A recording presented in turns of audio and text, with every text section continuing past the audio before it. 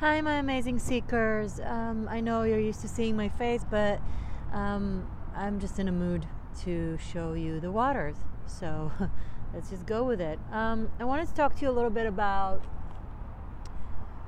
the dimensions, right? We have the third dimensions, the fourth dimensions, and the fifth dimensions. The most spoken of are the 3D and the 5D, aka the realm of what we can see and perceive, our reality as we know it, our mundane life, and then the 5D, aka the spiritual realm, the ether, the esoteric, the amorphic, and the beyond, and so on.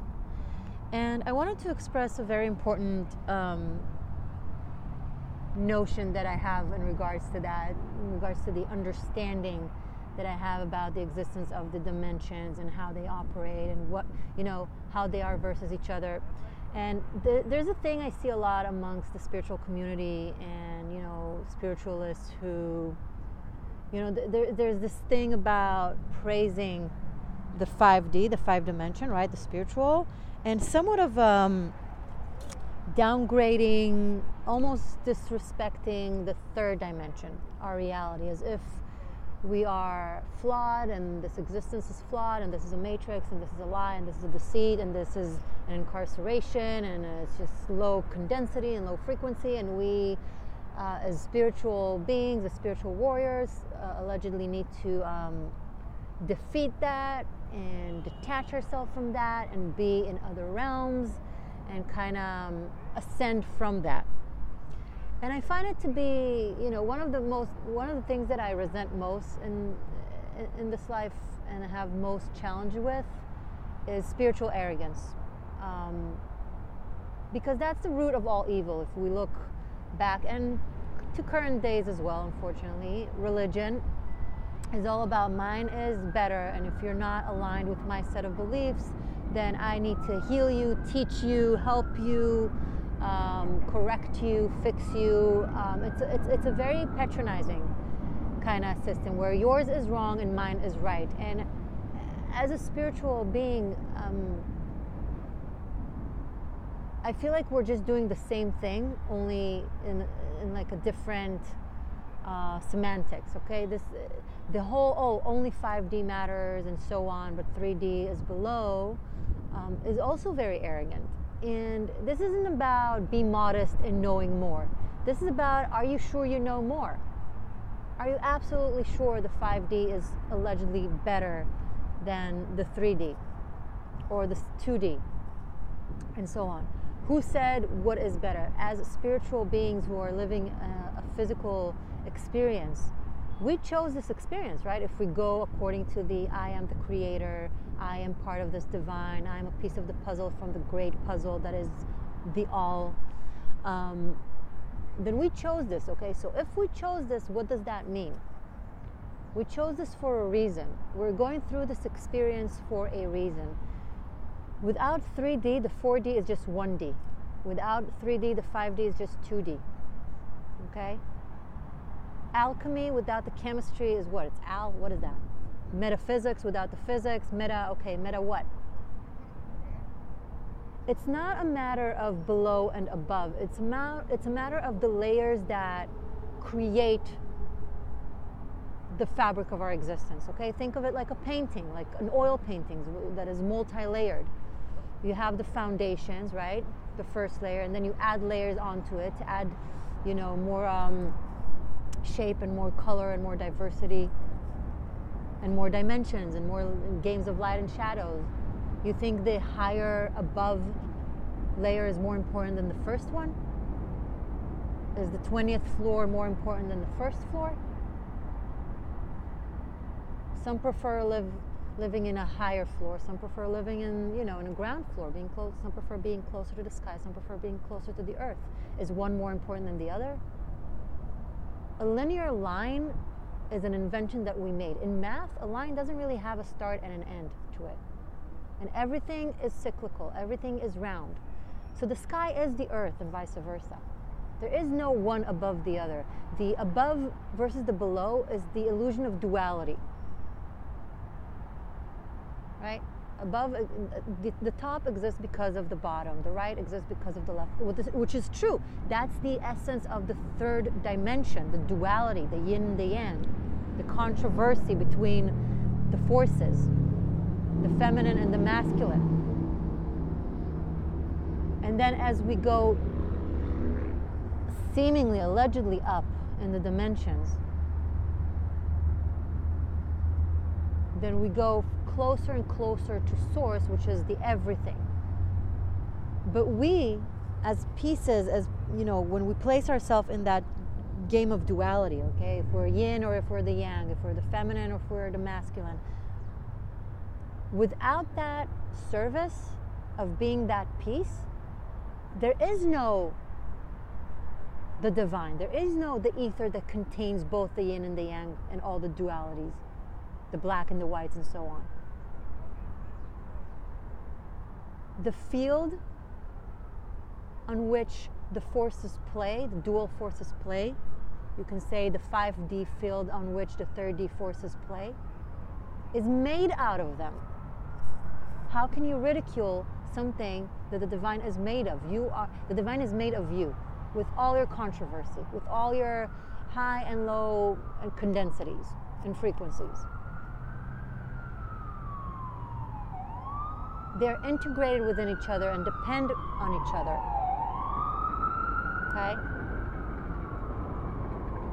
The TAO, which is literally that, the field on which the dual forces play on, right? The black and white, the good and bad, the feminine and the masculine, above, below, right, left, and so on and so on.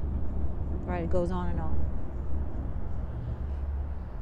We can't really experience that TAO, that sensation of divine, of everything is nothing and nothing is everything, without going through the experience of the duality. The only way out is in.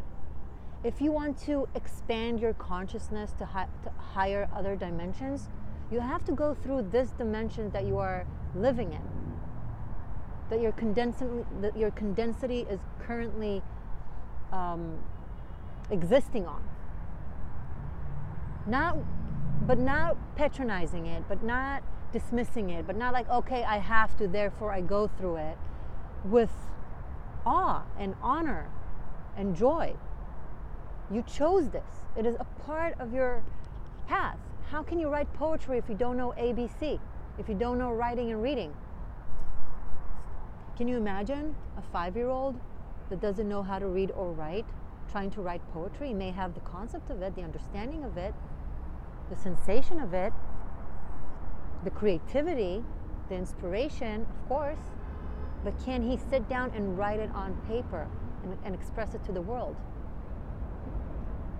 Our language is made out of words and made out of vowels and letters. None is more important than the other. It's just a different layer of that, to that. Your body is not beneath anything. Your heart, your mind, hell, even your ego. You know how we keep dismissing the ego? Defeat the ego. How can you survive this world without an ego? Are you crazy?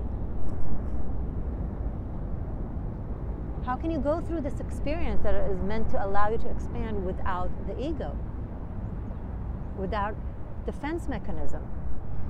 Our psychological defense mechanisms aren't here just for us to break. They're here to protect us. If you will allow anyone to do whatever they want to you, oh, I don't have ego, aka you want to hurt me, come and hurt me. I'm nothing. I don't exist. I allow you. That's not spiritual. That's not high. That's very disrespectful to your own existence that is a part of this fabric. If you go through the wheel of the zodiac, you know, it starts with the Aries, it ends seemingly with the Pisces. What is the Aries? The I am. The Pisces is the everything, right? It's the ether. But the spark of creation starts with the I am, the understanding that I exist, that I am here. I think, therefore I am. I feel, therefore I am. I know, therefore I am. And so on.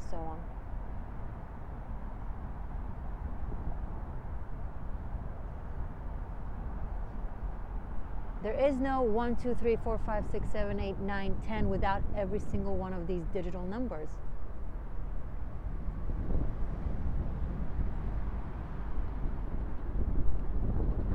Society is made out of its individualists, and that's what makes it beautiful.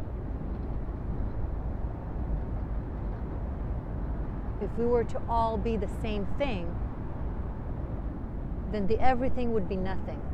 The fact that we are all something unique and individual makes the everything everything.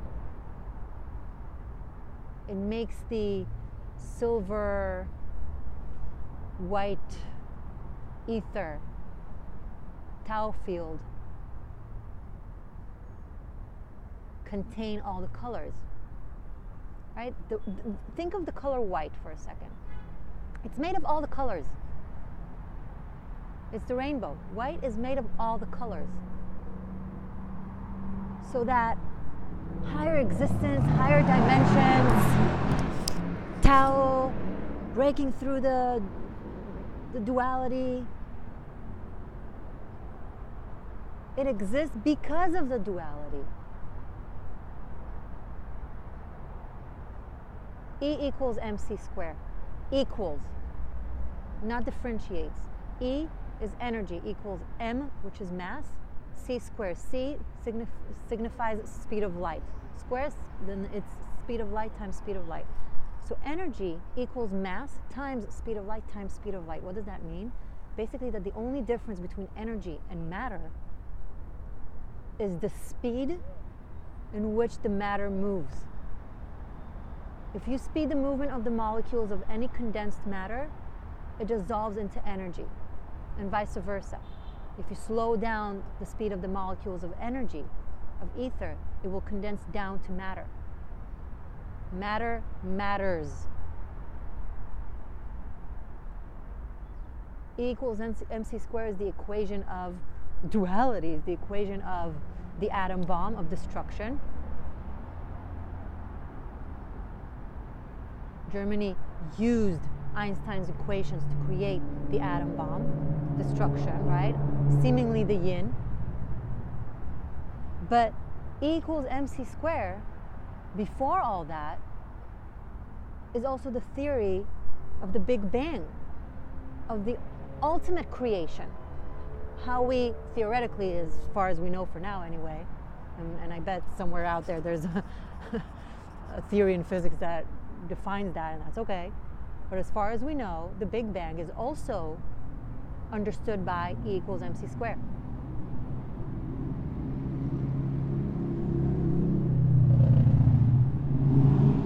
I want you to go through your expansion of consciousness through the consciousness. The only way out is in. Enjoy this existence. Don't degrade it. Don't belittle it. Don't look for ways to escape it or to go around it, because that's not growth, that's escapism. To truly understand the fourth D and the 5D and so on, you need to understand your D. And now Earth is said is going to a frequency elevation towards fourth dimension. And what is fourth dimension, right? We hear a lot 3 dimensions, 5 dimensions, and you're like, do you ever wonder, well, what about the fourth dimension? The fourth dimension is somewhat of the world in between, okay? Like think lucid dreams. Think dreaming in general, where you're in the bridge between those worlds, the connector. Some say black holes are complete yin and complete emptiness. I think they're just bridges between the world. I think black holes are actually the fourth D, but that's just me, okay? Don't. That's just how I see it.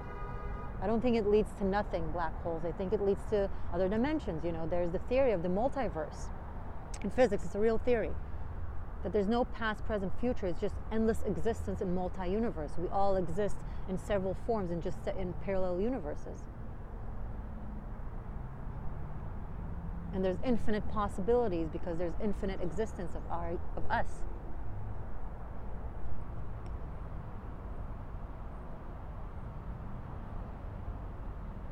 And we can philosophically discuss this endlessly. Like, I don't really know.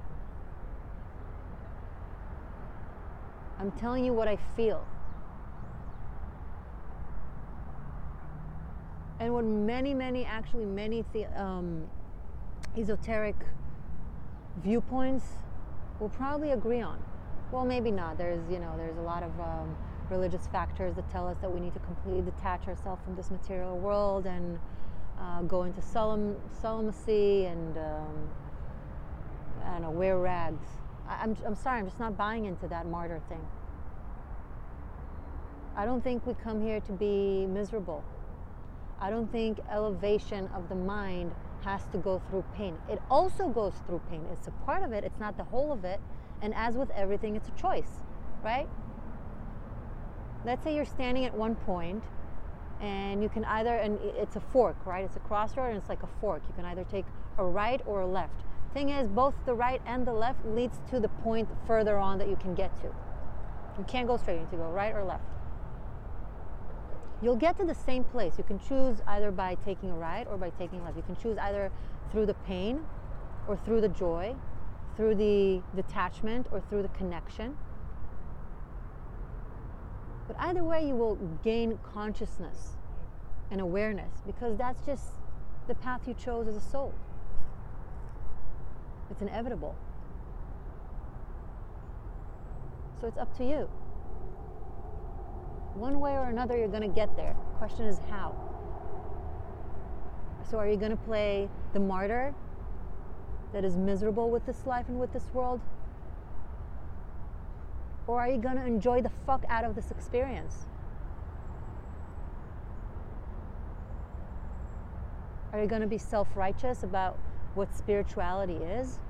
Or are you going to just be spiritual and live through all the existence of it? All the layers, multi-layers.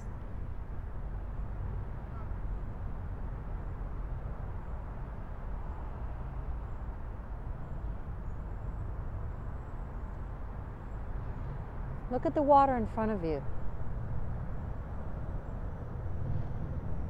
Every aspect of their movement and lack of movement, of the depth and of their surface, makes it what it is.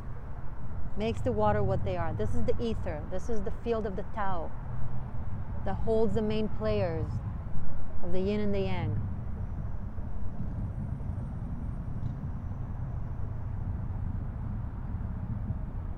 It actually contains them, not just holds them. And once they understand that they need to respect and love each other and accept each other, that's when they'll understand that they're actually the same, and that's when they will be integrated within the ether, within the Tao, within that field, within these waters, and become one with them. Not by trying to escape. Can you imagine trying to go into the water by trying to go around the water? Maybe if I'll dig a hole in this sidewalk that I'm sitting on, drill a hole and try to reach the waters from the bottom of the earth. I can do that. I can take the hard work, the hard path of pain and misery and ceremony and poverty and loneliness and cold, and or I can just jump right in, head on, and feel the waters, enjoy it. Whether I go to it from the depths of it, where I dive into it from the surface of it, mission accomplished anyway. But where do you have more fun? And don't be like, oh, life isn't about fun. Then you don't understand life. John Lennon quote that when he was a kid, a teacher asked in class, what would you like to be when you grow up? He said, I want to be happy. She told him, you didn't understand the question. He said, you don't understand life. Joie de vie, joy of life. What are we doing this for? Have your aspirations, have your goals, have your desires, have your wants, have your needs. Hell, feed the ego now and then, as long as you're not hurting anybody. most especially to define your very specific boundaries of what you're allowing and what you're not allowing into your field, into your aura, into your energy. I allow all knowledge to come to me, but I also know how to put on very strict boundaries so you won't be able to hurt me. Because I've been through the experience of the martyr. I've been through the experience of, you know, I'm a spiritual being and my body doesn't matter and my well-being doesn't matter. It only brought me PTSD, honestly. Yes, knowledge, but PTSD. How much can you do with knowledge when you're so post-traumatic? Know to set clear boundaries. Know when to dive deep in. Take a risk now and then, of course. You know, you never try, you never know. But learn from the experience, learn from your success, and learn from your mistakes. And be proud with the I am that you create. You are more than free to completely diminish the sense of I am that you've built and create a new one. That's okay. As long as you do it by free choice and because it serves some kind of purpose, but not because you're escaping it or you're degrading it. Does that make sense? Okay, guys, that was that. Thank you, my seekers. Love you as always. Enjoy the April tarot scopes that are currently already on, or watch them again if you've seen them already, just to kind of understand the energies from this standpoint. I'm going to start uploading the major arcanas on my tarot masterclass soon. I'm going to start with the Fool. We're almost done with this project and I couldn't be more excited.